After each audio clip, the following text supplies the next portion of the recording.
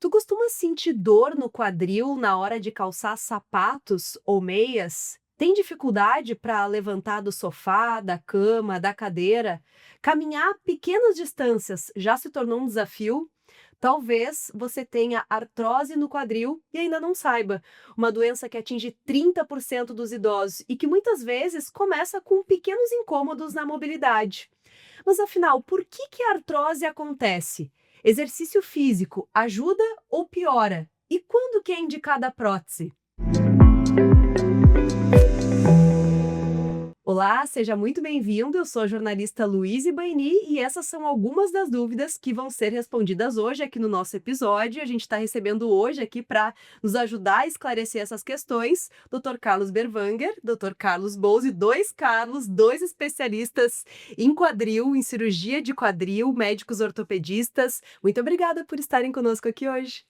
Obrigado, Luiz. Prazer estar aqui contigo em Porto Alegre, falando do que a gente mais gosta, do que a gente mais faz, que é a cirurgia do quadril. Vai ser um prazer esclarecer hoje com vocês ali um pouquinho das dúvidas que as pessoas costumam ter. Acho que vai ser uma conversa muito legal. Joia. Eu vou chamar vocês pelo sobrenome, porque senão vai ficar meio confuso para quem está nos assistindo. Ah, doutor Carlos, mas qual dos dois é o Carlos, né? Os dois podem responder. Então, vou começar pelo Bouze, porque lendo para essa entrevista, eu pesquisei sobre a incidência de artrose no quadril, fiquei impressionada com a alta incidência. 1 a cada 3 idosos vai ter artrose no quadril com sintomas. Então, uma incidência realmente muito alta, né? Muito alta bom, a gente é suspeito para falar porque é o nosso dia a dia, é o que a gente mais vê, é patologia de quadril. Pacientes idosos sempre foram os mais acometidos, mas a gente tem visto os casos se desenvolverem em pacientes mais jovens também. E a artrose, ela vai se desenvolvendo aos poucos, né? Uma patologia que ela é a degeneração, na realidade, das cartilagens. Todas as articulações que a gente tem, todas têm cartilagem. Então, as articulações das mãos, cotovelo, joelho e o quadril têm cartilagem. E a artrose é a degeneração dessa cartilagem. Então, a gente tem uma radiografia que a gente colocou aqui na projeção de um quadril, de uma bacia, né? E uma paciente que tem artrose nos dois quadris. Então, quando termina a cartilagem, fica literalmente osso com osso, a articulação. E isso vai gerando deformidade, a pessoa perde o movimento, perde o jogo, produz dor, né? Então, a artrose, ela vai levando a pessoa a ter muitas limitações. E é comum ter nos dois lados? Não, geralmente é unilateral, né? Ou pelo menos os dois lados em tempos diferentes. Um lado desgasta mais rápido, o outro vem desgastando, mas um pouquinho mais atrás. Mas tudo pode acontecer, né? É bem comum ter um lado desgastando mais rápido que o outro, e o outro acaba eventualmente degenerando, mas um pouquinho depois. E isso tem a ver porque a gente acaba sobrecarregando uma parte do corpo a mais. É, Sempre tem um lado predominante, né? é, Tem a ver com isso, pode ter a é. ver com isso. A gente tem uma defesa, né? Quando a gente tem dor de um lado, a gente naturalmente começa a poupar ele, sobrecarregar o outro. Então o outro começa também a dar sintoma e acelerar o processo degenerativo. Perfeito. E por que isso acontece, Berwanger? Por que é tão incidente? É um processo natural do envelhecimento, né? Sim, né? São várias as explicações, porque todos nós vamos envelhecer, só que a gente não envelhece parelho. Cada pessoa envelhece diferente. É muito comum a gente encontrar uma pessoa que é bem nova e já tem cabelo branco, outra é bem velha e quase não tem cabelo branco. Então, as articulações também envelhecem, só que tem muitas coisas que fazem com que as nossas articulações, especialmente agora o quadril, possam envelhecer mais rápido. Isso tem a ver com, às vezes, o próprio formato da articulação. Então, ah, como as pessoas são diferentes por fora, elas também são diferentes por dentro.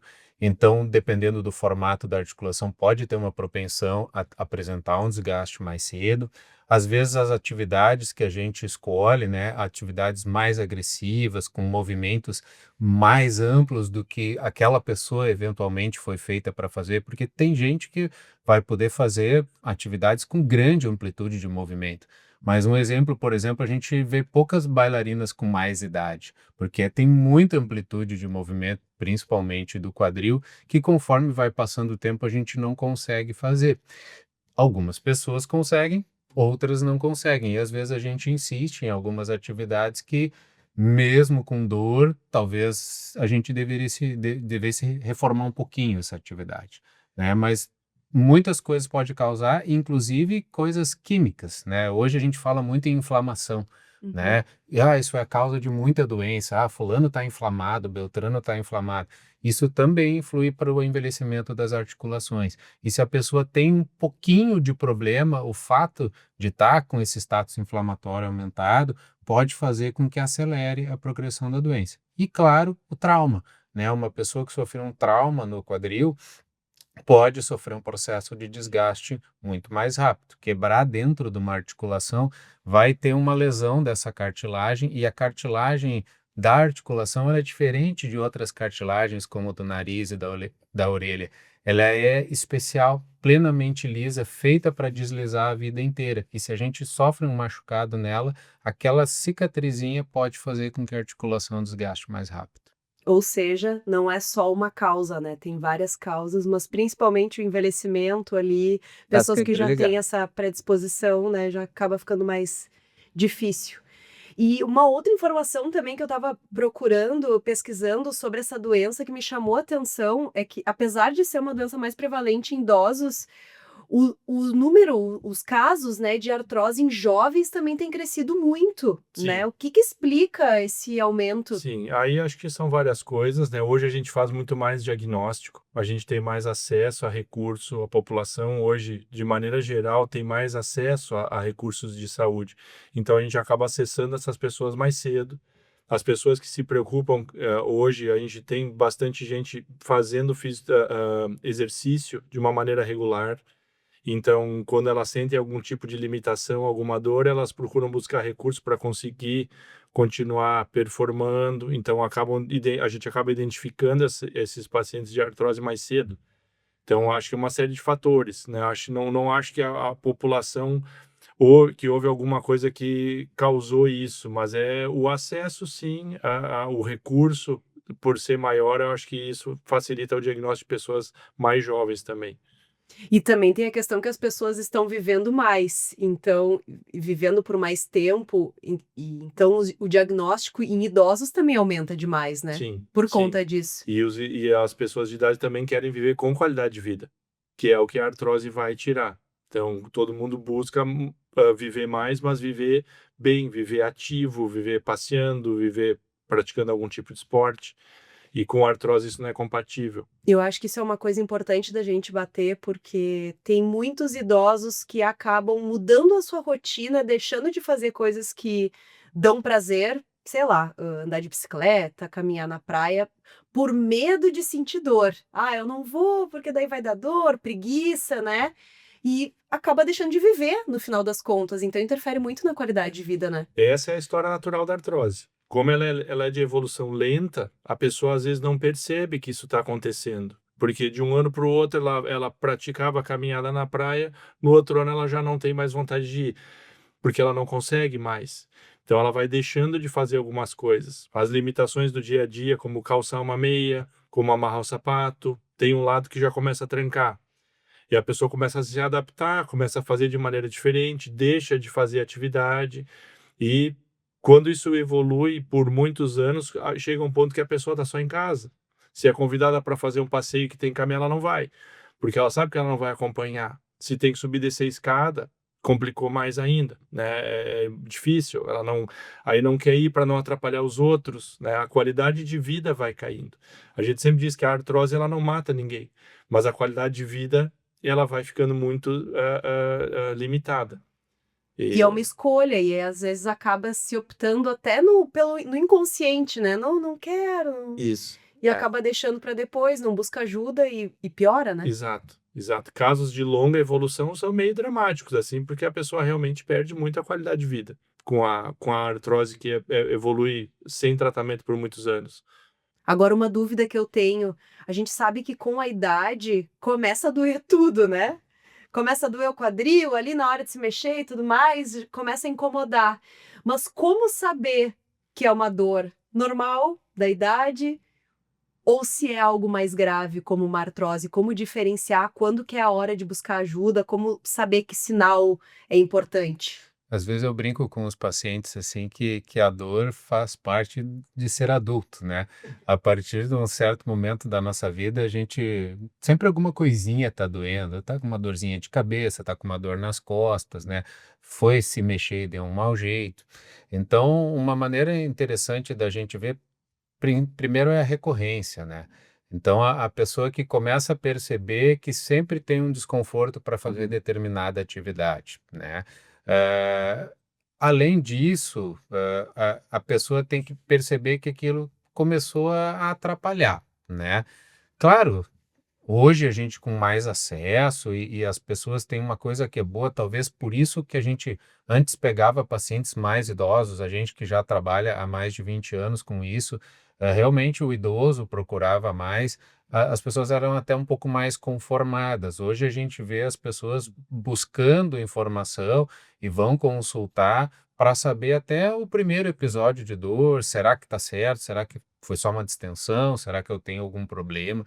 Então, a diferença, principalmente para aquelas pessoas que têm aquela dor passageira que passa de um lugar para o outro, né?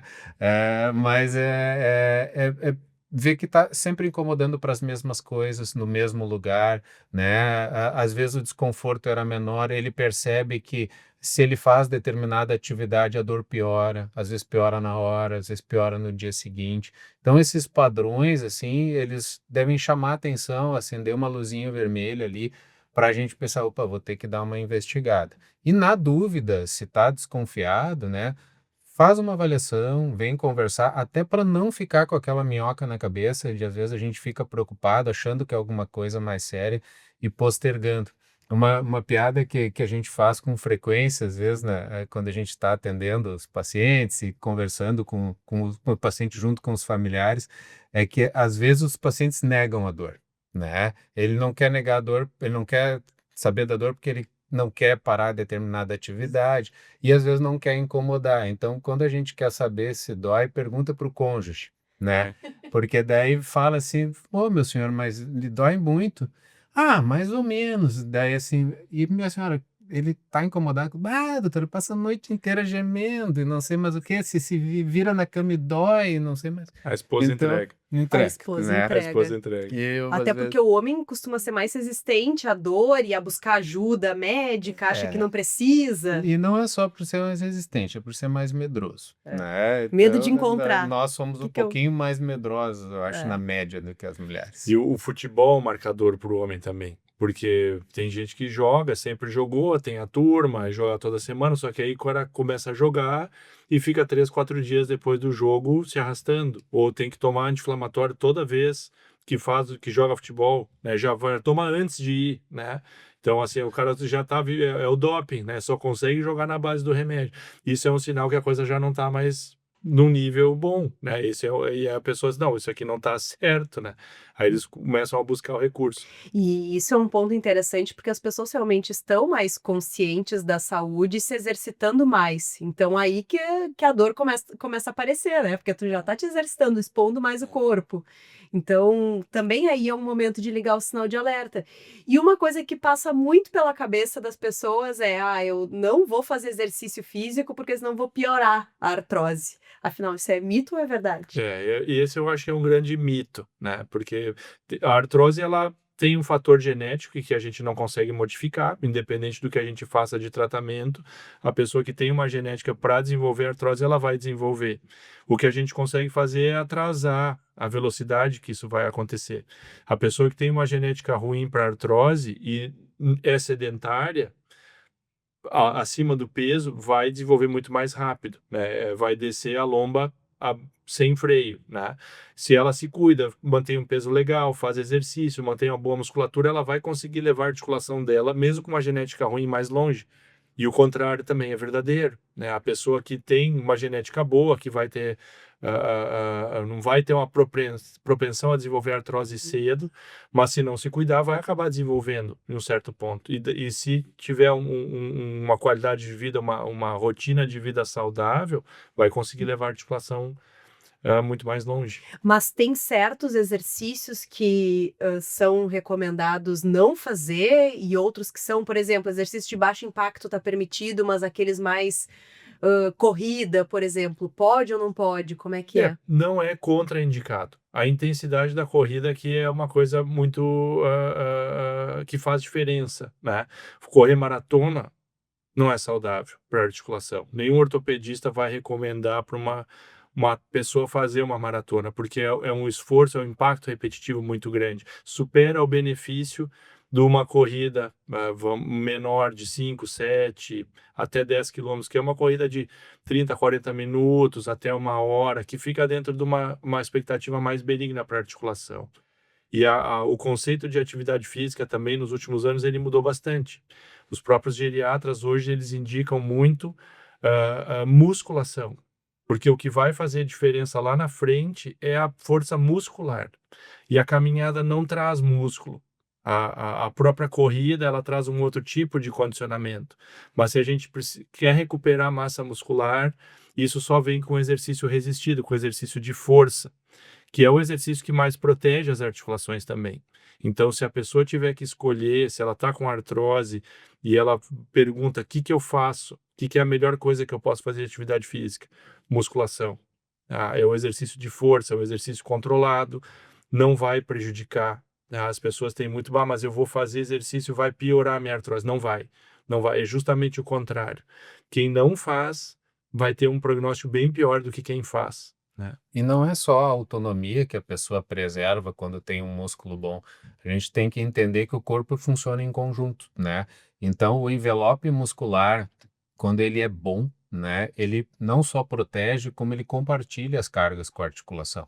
Então, a pessoa se poupar de muita atividade física vai com certeza ser deletério. Então, hoje a gente tem muita noção do que é saudável, uma vida saudável, e isso também é saudável para a articulação. Se alimentar bem, fazer uma atividade física, e aí é óbvio, se a pessoa apresenta algum problema articular específico, como artrose, aí a gente vai ter que conversar naquele caso específico, eventualmente quais alguns movimentos que ele vai pegar mais leve, vai poupar um pouquinho, quais as outras coisas que ele pode fazer. E hoje é uma coisa muito mais individualizada, assim, o que no caso daquele paciente está um pouquinho mais indicado e um pouquinho menos indicado, mas que o exercício físico, não fazer exercício físico por causa de artrose no quadril realmente é mito. É muito pior. Isso é muito bom. Quem está aí nos assistindo, musculação, porque não é só a questão da artrose, não é só a prevenção da artrose, não é só a questão de retardar a progressão, mas é para outras doenças e câncer e outras doenças. Na verdade, a gente se exercitando um pouquinho a cada dia, fazendo musculação, a gente vai estar prevenindo esse envelhecimento, né? Na verdade, um envelhecimento mais saudável, né? Acho Faz que isso que uma é poupança, importante. cria uma memória muscular, tu vai ter uma poupança, a previdência privada muscular para o futuro, porque todos nós vamos envelhecer e vamos ter isso que se chama sarcopenia, que é a perda muscular da idade, né? A doença se chama sarcopenia, é a perda natural da massa muscular com a idade, e a maneira de combater isso, de reverter um pouco, é com exercício de força. É o exercício resistido, musculação. Em que, inclusive, a própria osteoporose pode levar à fratura, né, Sim. de fêmur, então... Sim.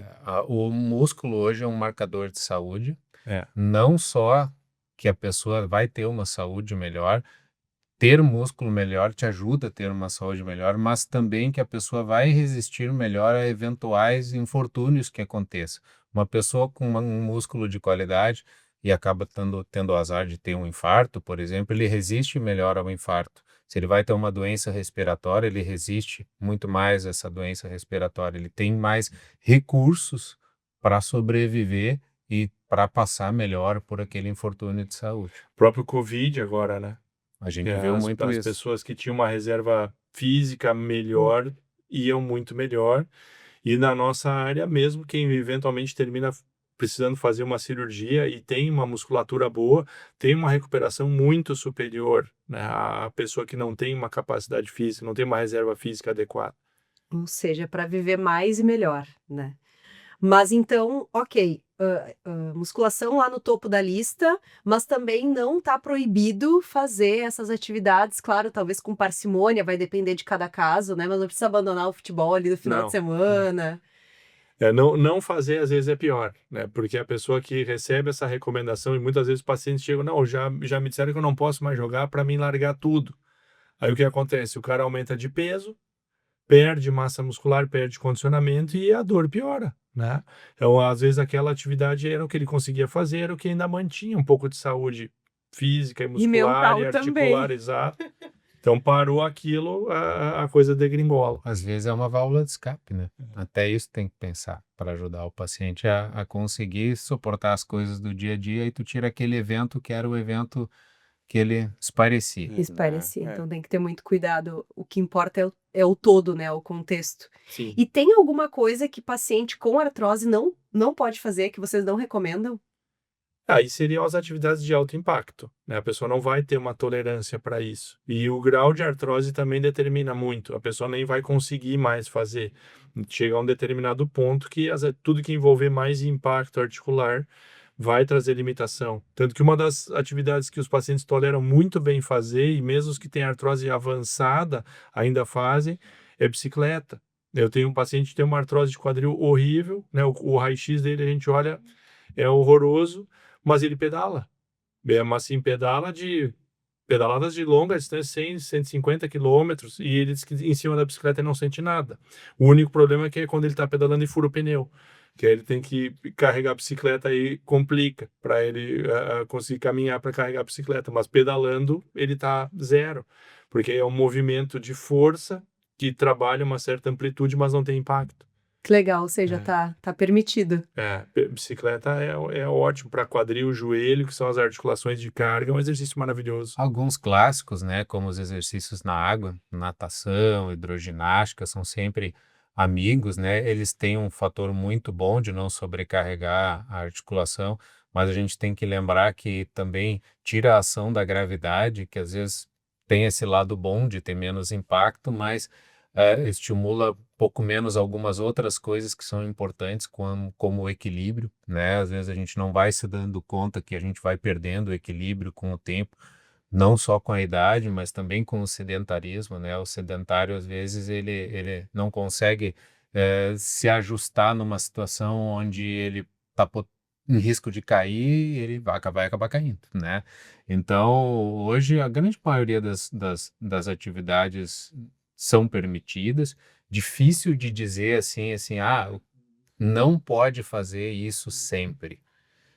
Realmente é muito de cada caso, né? E às vezes a gente consegue, inclusive, ajustar o gesto de alguma atividade para permitir com que a pessoa faça, olha, pode seguir fazendo, mas quem sabe a gente faz assim, assim, assado, tal movimento que a gente viu aqui no teu exame que está muito ruim, te provocador, dá para fazer de outra maneira. E às vezes a pessoa não se dá conta, ela está tão acostumada a fazer de um jeito que não se dá conta que às vezes tem outras maneiras de se fazer. Um exemplo, por exemplo, na academia, na musculação, às vezes a pessoa que está com artrose de quadril começa a ter muita dor para fazer agachamento, que é um exercício muito clássico para glúteo, né? E o glúteo é um músculo muito importante para muita coisa, né? Mas a gente pode trabalhar esse mesmo músculo com extensão pélvica, né? Que é aquele que bota o peso na frente da pelve e faz a elevação da pelve. Pode fazer o músculo com o pezinho, o exercício com o pezinho na perna e jogar a perna para trás, que também vai fazer glúteo. Então, às vezes o paciente, é verdade, doutor. Então, a gente vai tentando ajudar o paciente a ajustar a atividade. Vai adaptando a rotina. Adaptar. Nada como ter uma conversa com um médico especialista que possa analisar o caso e ver o nível também, né? Deve ter níveis, né, de artrose. Sim. E aí, para cada caso, tem uma abordagem diferente, Exato. mas ter esse olhar que possa indicar como encaixar situações, até para manter a rotina, né, da pessoa. Acho que isso é muito importante. É uma abordagem mais multidisciplinar, mais ampla, né? É que esse mito ele tem que ser combatido, porque a gente tem uma parcela muito grande da população que é sedentária. E se ela tem esse diagnóstico de artrose que não pode fazer exercício, às vezes eu não posso fazer. E não faz. Então, não. Tem que fazer. Tem que fazer o exercício. Não é que não pode. tem que fazer. A artrose do tratamento, se a gente só pudesse escolher uma coisa para tratar a artrose, só temos uma chance de escolha de tratamento, musculação. Seria a escolha número 1, Uhum. é o que vai dar mais resultado no médio e no longo prazo para tratar aquela pessoa ali. Então, isso de não posso fazer porque eu tenho artrose, não é verdade.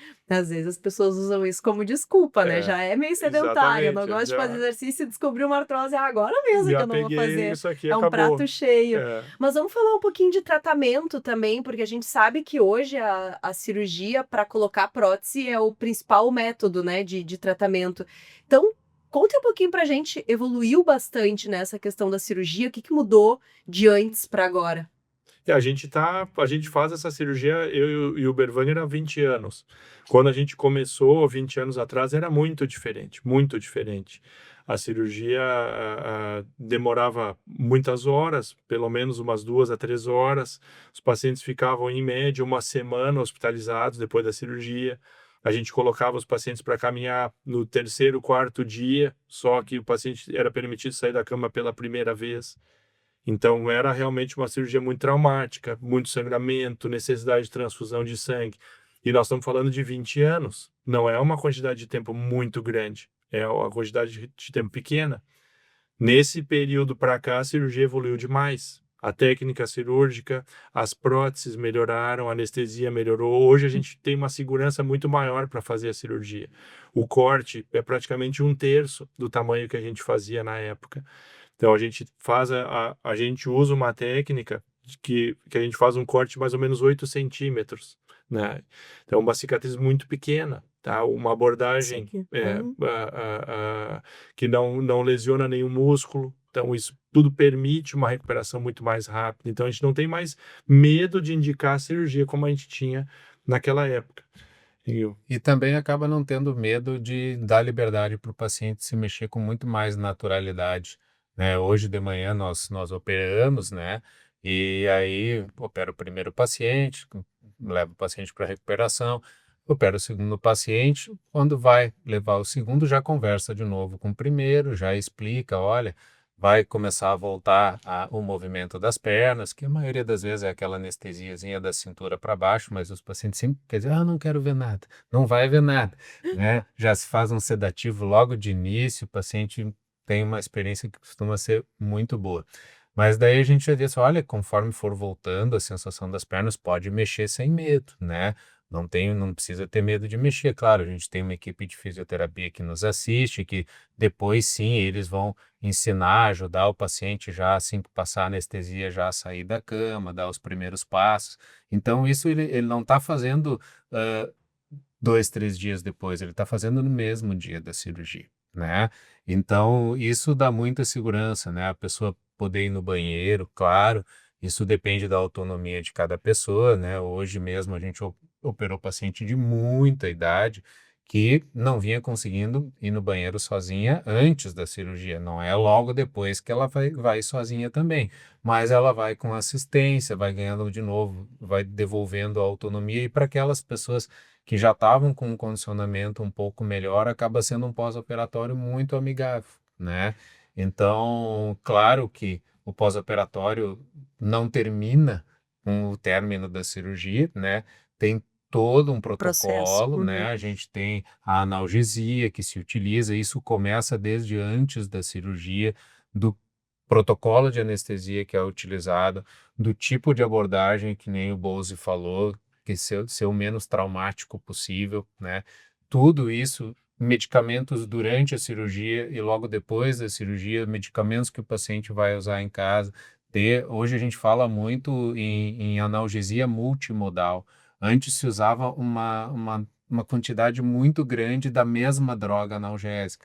Então, isso dá muito mais efeitos colaterais. Eu tentar tirar toda a dor com uma droga só, tem muito mais risco de, numa dose muito alta, a pessoa ter os efeitos colaterais. Então, era muito comum vômitos e uma série de outras coisas por causa da própria analgesia.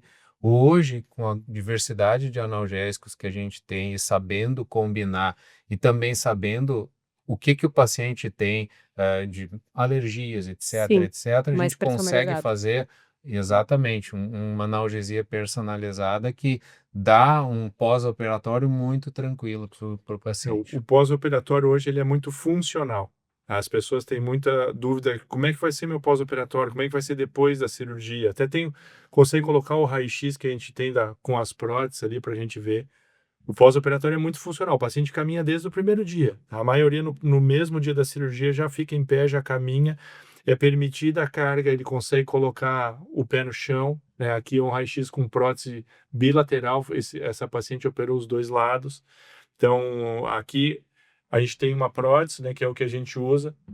São, Isso é legal, que daí é, mostra na é prática uma como é que é. prótese de titânio que vai colocada no fêmur. Essa aqui já está com uma cabeça de cerâmica, um componente de titânio que vai encaixado na bacia. Dentro dele, aqui tem um outro componente de cerâmica que é o que vai fazer o par articular. Então, aqui é onde o paciente vai ter a mobilidade entre os componentes da prótese, não mais entre o osso do quadril dele, da cabeça do fêmur dele com a bacia. Então, o paciente vai liberando essa carga e a amplitude de movimento, que no início é um pouquinho mais restrita, mas conforme a tolerância, o paciente vai evoluindo nesse aspecto. E muitas recomendações que a gente tem hoje em relação à cirurgia de prótese, que os próprios fisioterapeutas eventualmente passam, ainda são baseados na cirurgia de antigamente, né, com o risco de trombose. Por quê? Porque a pessoa ficava uma semana de cama, hoje ela não fica mais, ela caminha no mesmo dia. Então, tudo diminui, risco de infecção, risco de trombose, a reabilitação fica mais rápida, mais funcional, o paciente não atrofia tanto. Então, a gente tem essa confiança maior nos materiais e na técnica cirúrgica para indicar mais a cirurgia. E tudo isso evoluiu muito, né? A artroplastia de quadril, a gente fica muito satisfeito de dizer, e é o que a gente sempre viu e vê com muito mais clareza hoje em dia, ela foi considerada a melhor cirurgia da medicina, de todas, porque é a cirurgia que mais consistentemente consegue entregar um paciente que estava numa situação, a evolução do paciente, ela é muito grande em termos de scores, né, que são classificações de quanto a pessoa melhorou. Então, fizeram um ranking de todas as cirurgias e mostraram que a artroplastia de quadril para o paciente que estava com dor, que tem artrose, é a que mais consistentemente entrega o resultado. E o que nos dá confiança e que nos foi fazendo evoluir desse jeito é toda essa técnica que a gente usa na hora de operar. Existem várias maneiras, né? E a gente tem que ir vendo o que na nossa mão é o que melhor está funcionando para os pacientes e está sempre corrigindo, evoluindo e etc. Mas esses materiais que o Bose mostrou também são coisas que evoluíram muito.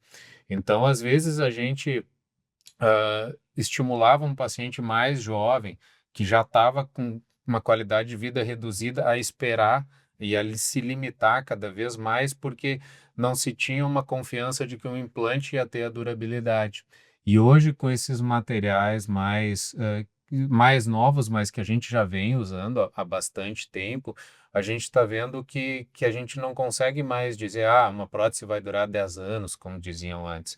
Hoje a gente tem a perspectiva de operar um paciente mais jovem e ter a chance dele nunca precisar ser operado novamente, né? Porque esse par que o Bose falou, que é a superfície que desliza na prótese, Uhum. hoje ela tem um desgaste muito baixo mesmo. Às vezes é difícil de perceber se tem desgaste numa prótese com 15 anos, numa prótese de boa qualidade, né? Então a gente fica com muita confiança de oferecer para o paciente e com uma perspectiva real de não só ele recuperar a qualidade de vida, mas ele manter essa qualidade de vida por muito tempo. Ou seja, essas evoluções aí nessa área, na medicina, também permitiram uma mudança no perfil de paciente que passa por esse tipo de procedimento. Porque antigamente a gente tinha na cabeça que colocação de prótese era coisa de idoso. Mas agora, então, até jovens e inclusive atletas de alto rendimento estão fazendo. Atletas de alto rendimento, acho que o exemplo mais recente que teve repercussão mundial foi o Andy Murray, que é um tenista, né? Foi o número 1 do mundo e foi acometido por artrose no quadril e acabou precisando de cirurgia, né? E ele foi operado, colocou uma prótese em 2019. Em 2024, no ano passado, ele disputou os Jogos Olímpicos de Paris, né? E voltou a performar em alto nível. Então, isso deu uma repercussão, né, na mídia sobre o caso dele.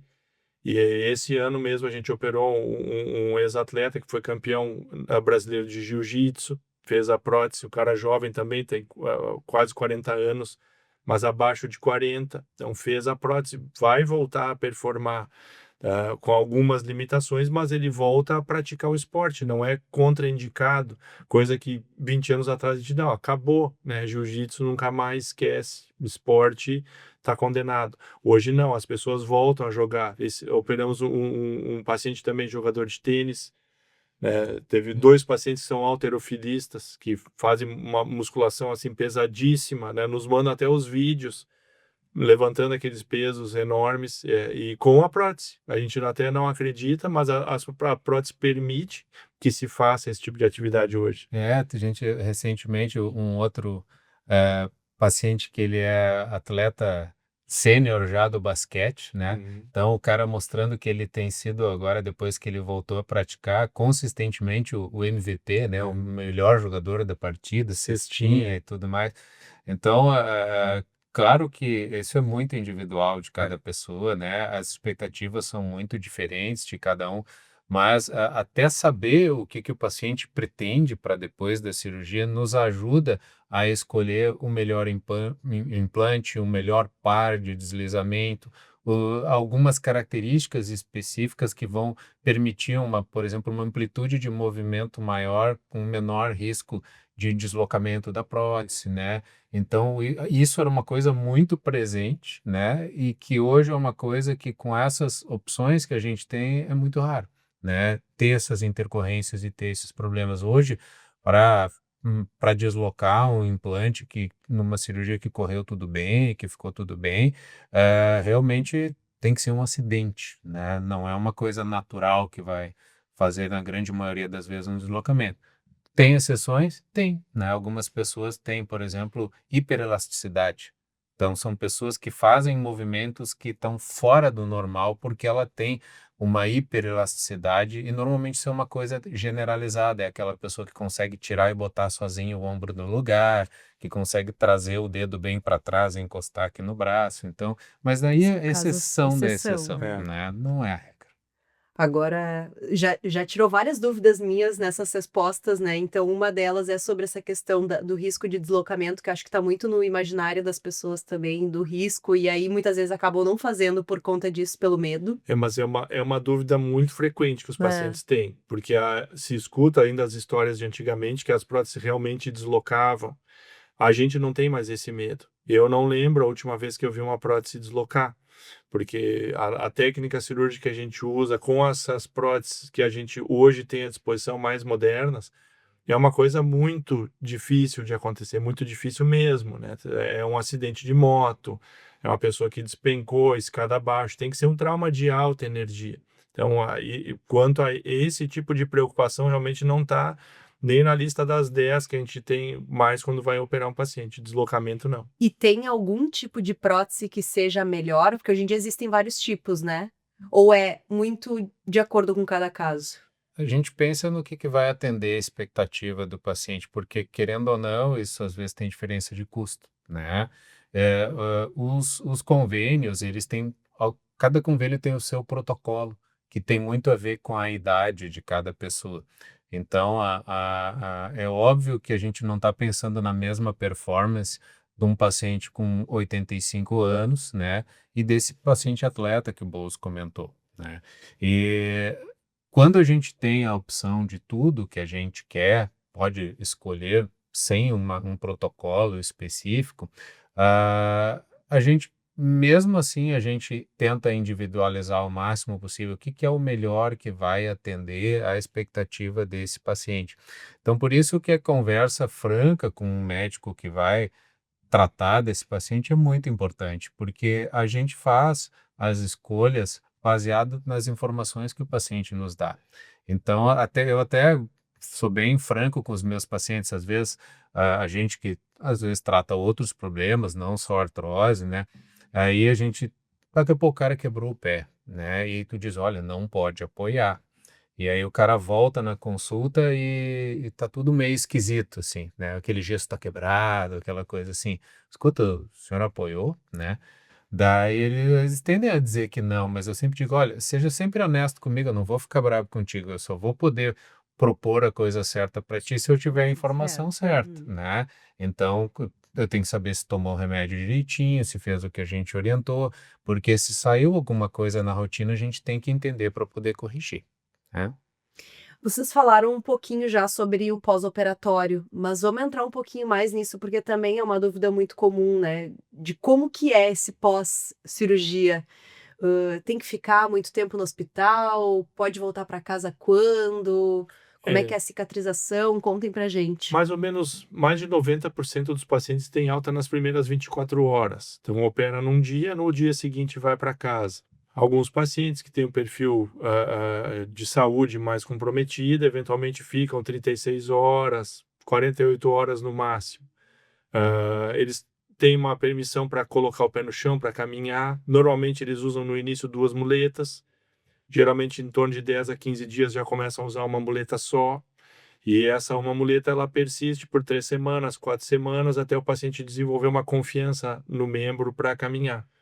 Existe um tempo que precisa ser respeitado, independente de prótese, independente do que for feito na cirurgia, que é o tempo de cicatrização do osso com a prótese. Então a gente coloca essa prótese, ela vai encaixada dentro do fêmur. Esse fêmur, esse osso, ele precisa consolidar no titânio da prótese. Isso leva 80% dessa cicatrização amadurece nos primeiros 90 dias.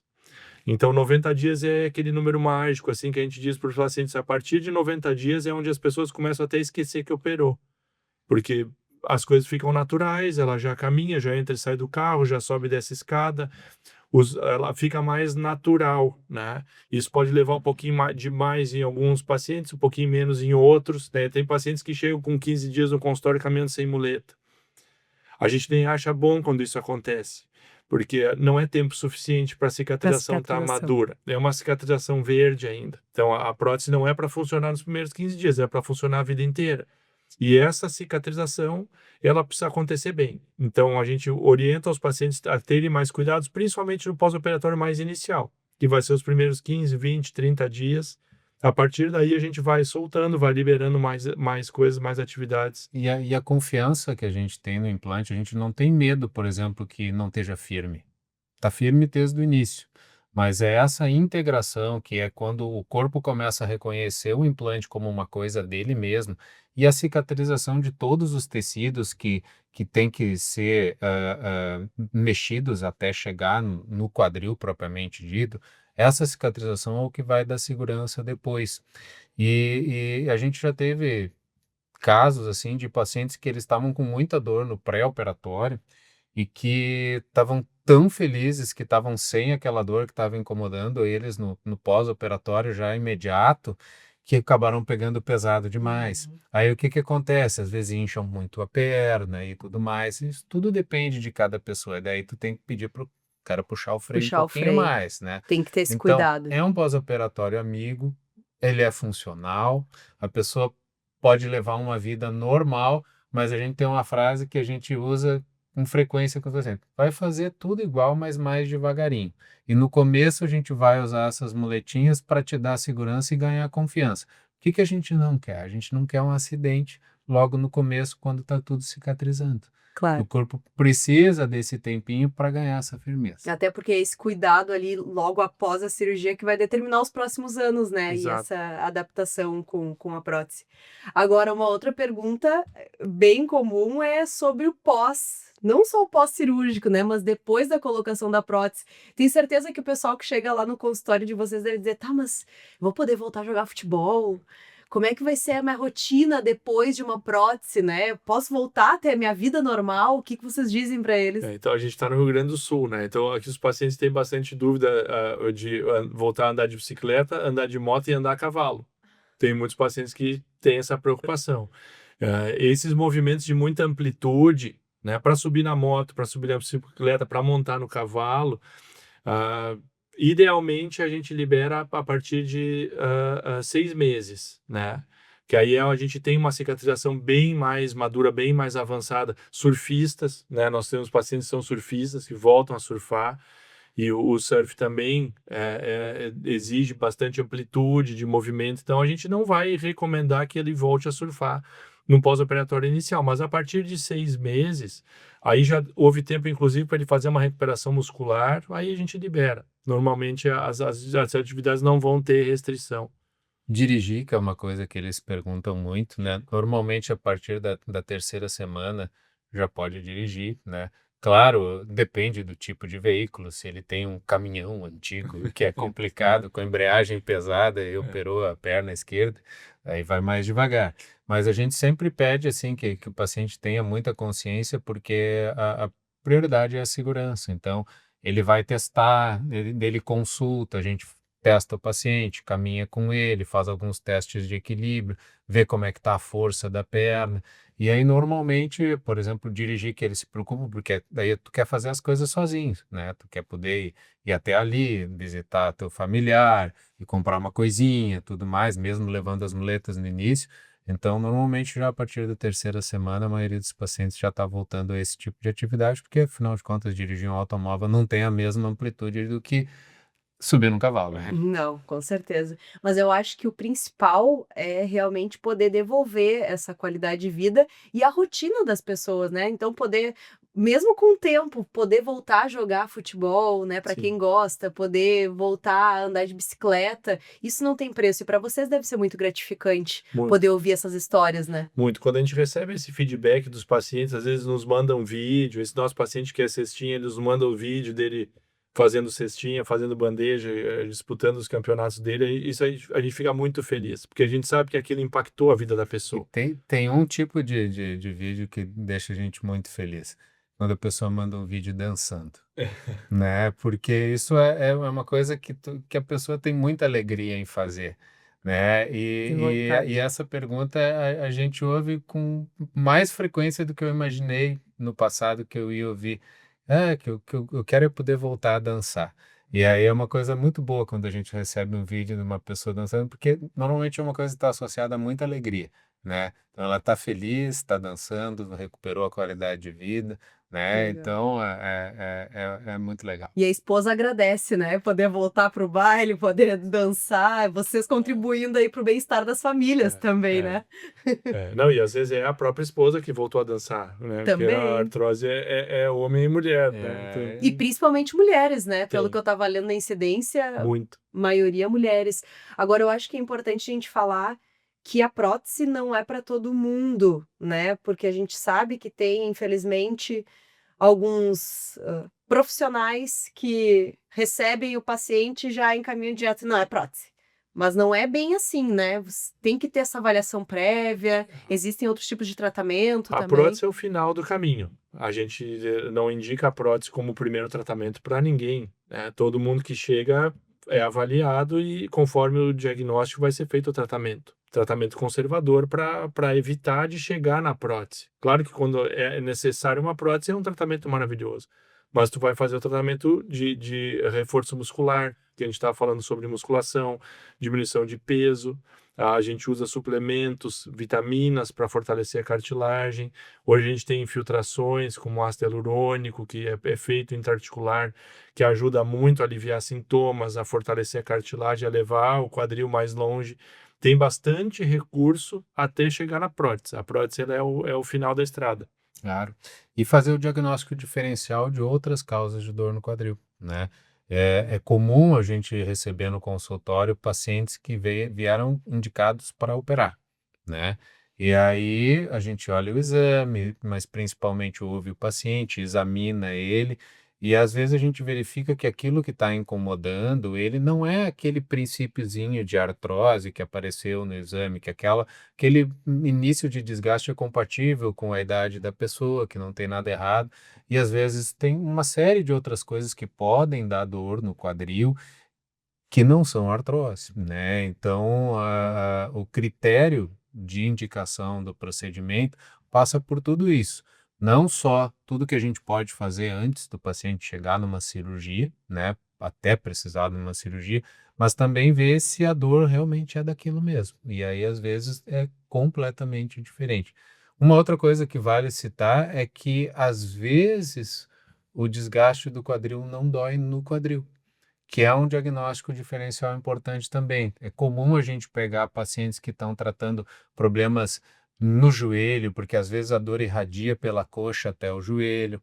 Tem pacientes que a queixa principal é dor lombar, porque eles vão estar com a articulação do quadril limitada e vão estar compensando com a lombar. Às vezes o quadril está meio duro e até para sentar numa cadeira ele está sentando muito mais com as costas do que com os quadris. E aí a dor nas costas em algumas pessoas é mais forte. Então é comum pacientes que já fizeram N tratamentos para a coluna até que alguém vai examinar o quadril e viu que o quadril estava mais durinho. Opa, vamos dar uma olhada nisso aí. Então tem esses dois lados, né? Às vezes nem toda dor no quadril precisa de prótese, mas às vezes a dor um pouquinho fora do quadril tem que avaliar se o quadril está saudável também. E essa conversa é super importante, né, para colher informações, para buscar essa proximidade com o médico, poder explicar um pouco da dor que está sentindo, né? Nada substitui ali o paciente mostrando onde sente a dor, contando como é que tá a rotina. E eu acho que fica também esse alerta, né, para quem está nos assistindo, da importância de buscar profissionais sérios, de buscar profissionais qualificados, especialistas no assunto, de ir no site do conselho, olhar se tem o registro de qualificação do especialista, porque infelizmente a gente sabe que hoje existem muitos profissionais que estão mais pela questão do dinheiro envolvendo o procedimento, de fazer, de colocar prótese, sem levar em conta todos esses pormenores que vocês estão nos falando aqui, né? Certeza. De ouvir o paciente, de entender o que é melhor para ele. Hoje tem muito milagre sendo oferecido, né?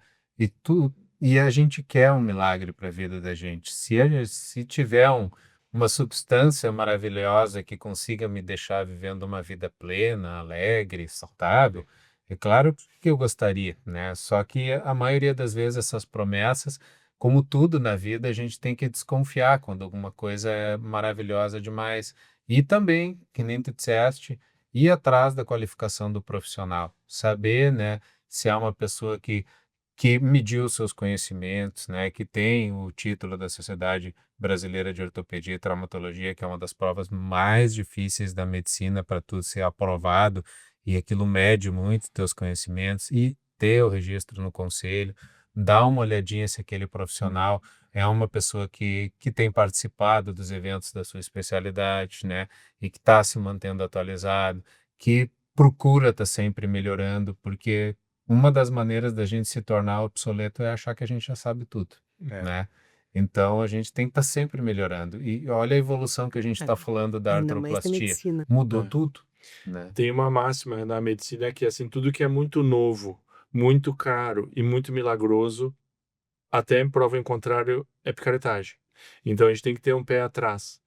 Então a gente não pode se atirar nessas novidades, assim, achando que aquilo é a oitava maravilha do mundo, porque a maioria das coisas que chegam dessa forma, em 1 ou 2 anos ninguém mais fala no assunto, porque não funciona.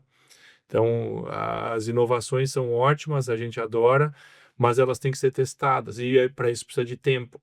Então, quem entrou hoje como modalidade de tratamento de escolha, não é bem assim. Ela tem que ter uma certa rodagem para a gente confiar naquilo ali, para poder indicar para os pacientes também.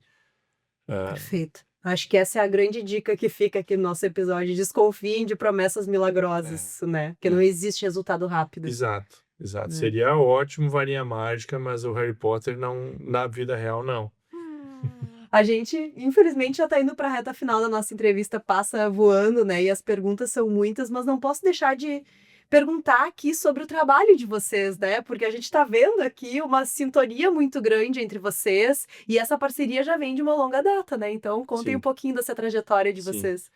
Nós dois somos de Montenegro, né? O meu pai era ortopedista, o Berwanger era colega do meu irmão mais velho, que é médico também. Eles eram 1 ano na minha frente no colégio. E a gente conviveu junto desde a infância. Então, praticamente, a gente se conhece há 40 anos.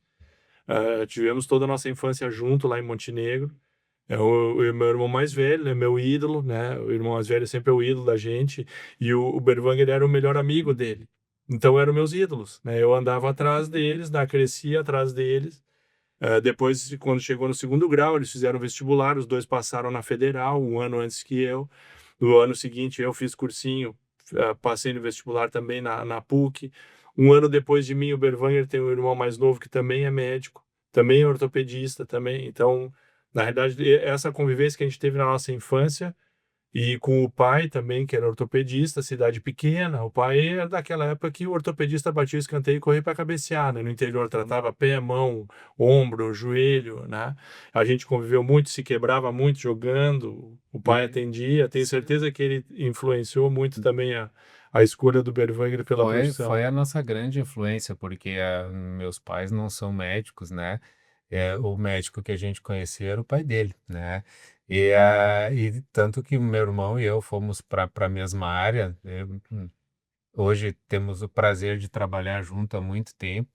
E isso foi uma coisa que a vida nos aproximou lá na infância.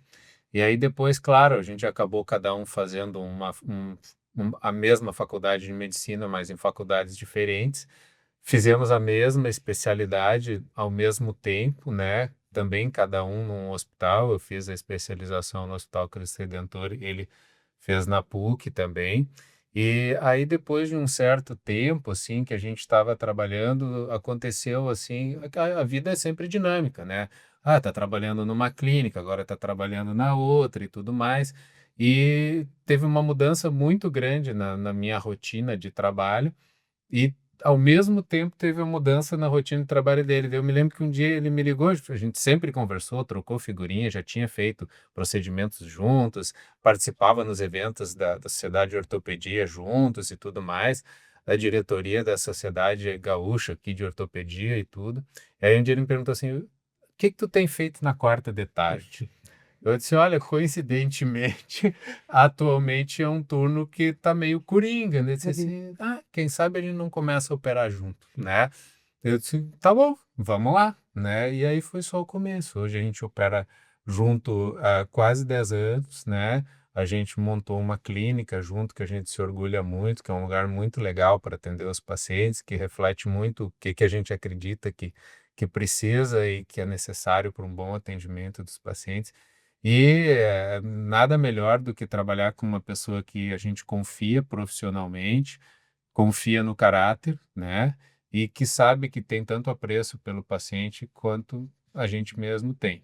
E tem parcerias ainda que vão além, né? Daí, coincidentemente, o anestesista que mais trabalhava com ele foi meu colega de faculdade, né? E é o nosso anestesista que mais trabalha conosco até hoje, toda quarta-feira opera conosco, e a gente vive discutindo os assuntos, a gente discute junto a analgesia, então ele já é meio ortopedista, a gente já é um pouquinho anestesista, né? De tanto tempo que a gente está trabalhando junto, a gente tem uma equipe muito coesa, né? E Dá para ver, né? uma coisa Unida. legal, talvez uma das coisas que seja mais subestimada hoje em dia é a rotina. Rotina tem uma conotação ruim na maioria das vezes, mas para o trabalho bem feito é essencial criar uma rotina boa. É o que nos dá mais alegria hoje é trabalhar e saber que hoje a gente vai ter um dia de cirurgia. A gente sabe o que a gente vai encontrar, a gente sabe o colega que vai estar do nosso lado, a gente vai tranquilo para fazer isso, porque o anestesista faz tudo como a gente está acostumado a fazer, a gente tem uma confiança muito grande no trabalho.